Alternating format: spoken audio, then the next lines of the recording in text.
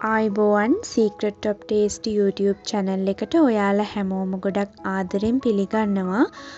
අද මම lunch idea එකක් තමයි ඔයාලට අරගෙන ආවේ. අලකිරි හොති, මඤ්ඤොක්කොළ මැල්ලුම් වෙනස්ම තාලයකට හදපු කඩල බැදුමක්, හාල් මැස්ස බැදලා පපඩම් මේ ටික තමයි මම හදාගත්තේ. එහෙනම් අපි බලමු වීඩියෝ එකට ගිහිල්ලා මම කොහොමද මේ ටික හදාගත්තේ කියලා.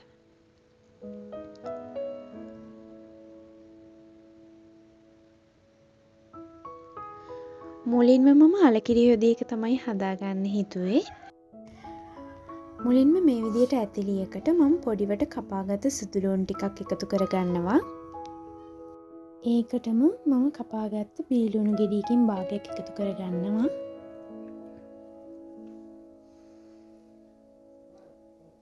කරපිංච ටිකක්, මිරිස් ටිකක් එකතු කරගන්න. තව රම්පෙ ටිකකුත් එකතු කරගන්න. මට නම් මේ වෙලාවේ ගෙදර රම්පෙ නැහැ.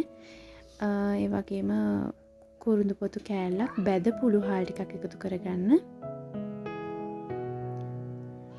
කහකුඩු තේ හැඳි කාලක්, ලුණු ටිකක්, ඒ වගේම මිටිකිරි ටිකක් දාලා මෙන්න මේ විදිහට හොඳට අතින් කලවම් කරගන්න. මෙහෙම අතින් කලවම් කරාම ඇත්තටම කිරි හොද්ද රසට හදා ගන්න පුළුවන්. ඊට පස්සේ මේක ලිපෙන් තියලා හොඳට හැඳි ගන්න. කිරි හොද්ද හොඳට උතුරනකම් මේ විදිහට හැඳි ගන්න. හොද්ද හොඳට උතුරනකොට තම්බලා කෑලි කපාගත්ත අල ටික එකතු කරගන්න.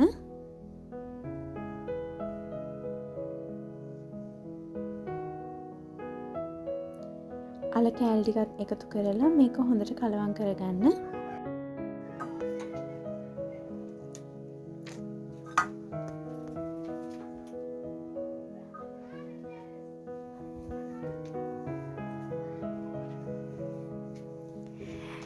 අල කෑලි ටික එකතු කරලා හොද්ද ටිකක් උතුරද්දී මම මේකෙන් අල කෑලි කීපයක් අරගන්නවා. මම මේ කියලා දෙන ක්‍රමයෙන් ඇත්තටම අල කිරි හොද්දේ අල රසය වැඩි කරගන්න පුළුවන්. ඒ වගේම හොද්ද උකු කරගන්නත් පුළුවන්. හොඳ රසක් තියෙන අල කිරි හොද්දක් හදාගන්නත් පුළුවන්. ගොඩක් අල කෑලි නෙවෙයි, සාමාන්‍යයෙන් අල කෑලි 3-4ක් විතර මේ විදිහට භාජනයකට දාගෙන පොඩ්ඩක් මේක පොඩි කරගන්නයි තියෙන්නේ.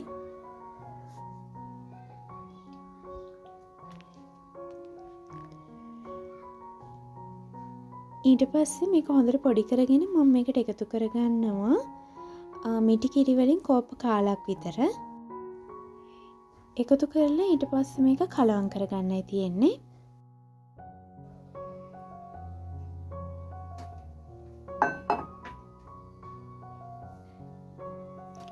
මේ විදිහට මම හදාගත්ත උකු මිශ්‍රණය මගේ අල කිරි හොද්දට එකතු කරගන්නවා.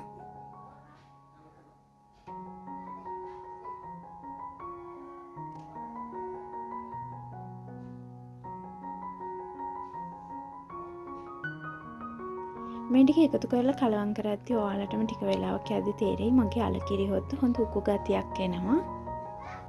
ගොඩාක්ම අල කිරි හොද්ද රස කරගන්න පුළුවන් මේ ක්‍රමයට හදාගත්තාම. ඊපස්සේ මම මේක ගොඩක් වෙලා ලිපේ තියාගන්න ලිපෙන් ඉවත් කරගන්න. මොකද අලත් තම්බලාන එකතු කරගත්තේ. ලිපෙන් බාල වෙලා මේ විදිහට දෙහියුෂ ටිකක් එකතු කරගන්නවා. මම මෙතන දෙහියුෂ තේ හැන්දක් වගේ තමයි එකතු කරගත්තේ.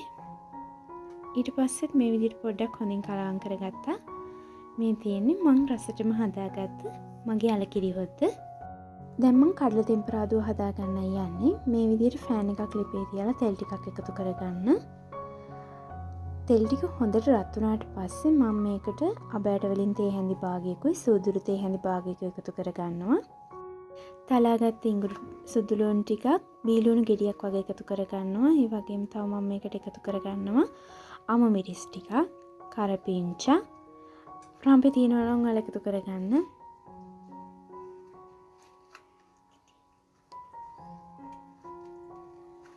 ඊට පස්සේ මම මේ ටික හොඳට තෙලේ තෙම්පරාදු කරගන්නවා. ලුණු ගොඩාක් බැදෙන්න අවශ්‍ය නැහැ. ටිකක් තැම්බුණ ගතියක් වගේ තිබ්බහම ඇති. ඊට පස්සේ මම ඒකට කෑලි මිරිස් වලින් තේ හැඳි දෙකක් එකතු කරගන්නවා. තක්කාලි සෝස් ටිකක් එකතු කරගන්නවා. සෝයා සෝස් ටිකක් එකතු කරගන්නවා. ලුණු අවශ්‍ය පදමට එකතු කරගන්නවා. ඊට පස්සේ මේ ටිකත් හොඳට තෙම්පරාදු කරගන්න.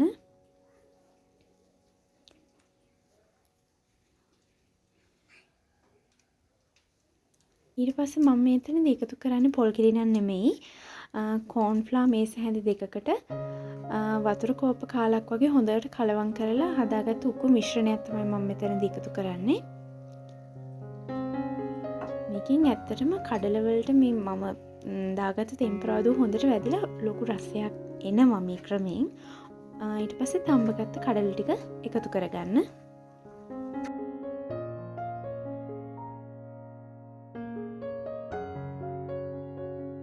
ඊට පස්සේ මේ විදිහට හොඳට කලවම් කරගන්නයි තියෙන්නේ. ඔයාලට කෑලි මිරිස් එහෙම මදි වගේ නම් තව ටිකක් එකතු කරගන්න පුළුවන්. ටිකක් සැරට කන්න කැමති කෙනෙක් නම් මේ විදිහට තමයි මගේ කඩල තෙම්පරාදුව මම හදාගත්තේ. දැන් මම යන්නේ මඤ්ඤොක් කොළ මැල්ලුම් හදාගන්න. මඤ්ඤොක් කොළ ටික කඩලා මේ විදිහට සෝදලා මම පොඩ්ඩක් කෑලි වලට කපා ගන්නවා. මේ ගොඩාක් හීනෙට කපන්න අවශ්‍ය නැහැ. අපි මේ කොටලා හදාගන්න නිසා මේ කොටා ගන්න පහසුවට තමයි මම මේ විදිහට කෑලි කපා ගන්නේ. වංගෙඩියක් අරගෙන මම ඒකට ලුණු වලින් තේ හැඳි දෙකක් වගේ එකතු කරගන්නවා. ඔයාලා අවශ්‍ය ප්‍රමාණයට දාගන්න. ඒ වගේම ගම්මිරිස් ටිකක් එකතු කරගන්නවා. සුදු ලුණු බිකි ටිකක් එකතු කරලා කොටා ගන්නයි තියෙන්නේ මුලින්ම. ඊට පස්සේ මම අර කපාගත්ත මඤ්ඤොක් කොළ ටික මේ විදිහට එකතු කරලා කොටා ගන්නවා.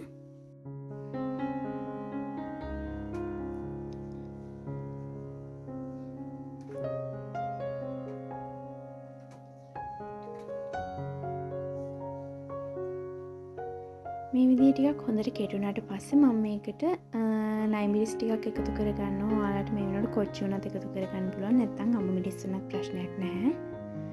එකතු කරලා මේ විදිහට කොටා ගන්න. ඒකටම පොල් ටිකක් එකතු කරලා කොටා ගන්න.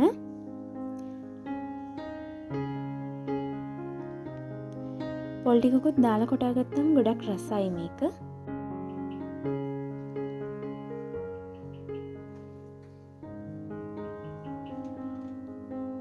හොඳට මේ ටික කොටා ගත්තට පස්සේ මම මේ විදිහට තාච්චියකට මම කොටාගත්ත මඤ්ඤොක් කොළ මැල්ලුම් ටික එකතු කරලා වතුර චූට්ටක් එකතු කරගෙන මේක පොඩ්ඩක් මේ ලිපේ තඹ ගන්නවා වගේ දෙයක් තමයි මෙතනද කරගන්නේ. පොඩ්ඩක් මලව ගන්න ඕනේ. තාච්චිය වහන්න නැතුව තමයි මම මේක මලවගන්නේ. මේ විදිහට ටිකක් කලවම් කරමින් මේ ටික මලව ගන්නවා. ඊට පස්සේ ඒක වෙන භාජනයකට අයින් කරලා ඒ තාච්චියට මම තෙල් ටිකක් එකතු කරගන්නවා. ඊට පස්සේ මම මේ පොඩි බැදුමක් හදාගන්නයි යන්නේ. මම මේකට එකතු කරගන්නවා කපාගත්ත බීලුණු ගෙඩි භාගයක්, ඒ වගේම වියලි මිරිස් ටිකක් එකතු කරලා මේ විදිහට හොඳට තෙලේ බැද ගන්නවා. මේ ටික බැදුනට පස්සේ මම මේකට මැල්ලුම් ටික එකතු කරලා මෙන්න මේ විදිහට තෙම්පරාදු කරගන්නවා. මේ විදිහට හැදුවාම මඤ්ඤොක් කොළ මැල්ලුම හරිම රසයි. මම පපඩම් බැදපු ඒවා, හාල් මැස්ස බැදපු ඒවා මේ දේවල් නම් මම වීඩියෝ කරගන්න ගියේ නෑ. ඉතින් ඔයාලත් ඒවා දන්න සාමාන්‍ය දේවල් නිසා මම කියලා දුන්න රෙසිපි උනත් සමහරට ඔයාලා දන්නවා ඇති. ඔයාලා මේ විදිහටම තමයි සමහරට හදනවත් ඇත්තේ. මම දැන් කැම ටික බෙදා ගන්නයි හදන්නේ.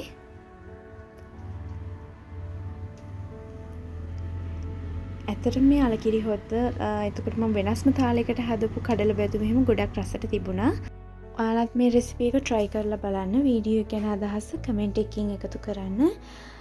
වීඩියෝ එකට like එකක් දාන්න. ඒ වගේම Secret of Taste YouTube channel එකත් subscribe කරන්න කියලා ගොඩක් ආදරෙන් මතක් කරනවා. එහෙනම් මේ වගේ තවත් අලුත් රසබර වීඩියෝ එකකින් ඔයාලා හමුවට එන්නම්. ඔයාලා හැමෝටම සුබ දවසක්.